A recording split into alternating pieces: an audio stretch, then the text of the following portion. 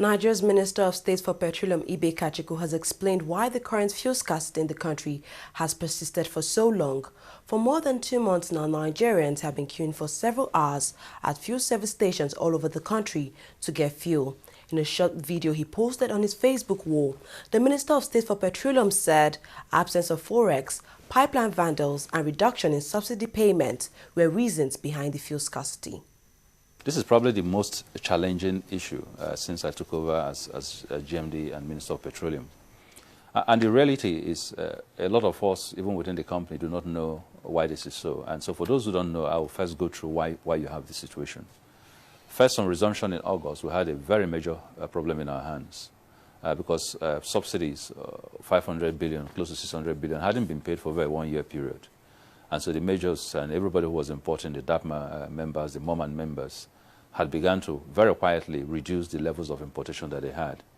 And although I struggled very hard and got the Assembly approval and the President's approval to eventually pay a good portion of that subsidy somewhere in November, by then it was too late. Too late because although they got the money, they didn't have access to foreign exchange. So the critical reason, main critical reason why you have this supply gap today is that although NNPC has its own 445,000 barrels allocation of crude and is meeting its own, it was meant to meet 50% of your delivery, and it is more than meeting but indeed exceeding that, the individuals who should provide a balance of the 40% component are not bringing any product. And so we've had to be very creative over the last 4 or 5 months until we basically ran out of option. And the sort of creativity that we put in the space was forward buying, forward purchase, forward crude allocations, also just to bring in more products.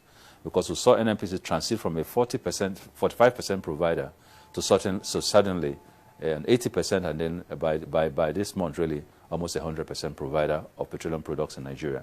That was not sustainable. We didn't have the capacity, we didn't have the funding, we didn't have access to the products, we didn't have the foreign exchange. So in very many ways, it's surprising that we've even been able to survive this long.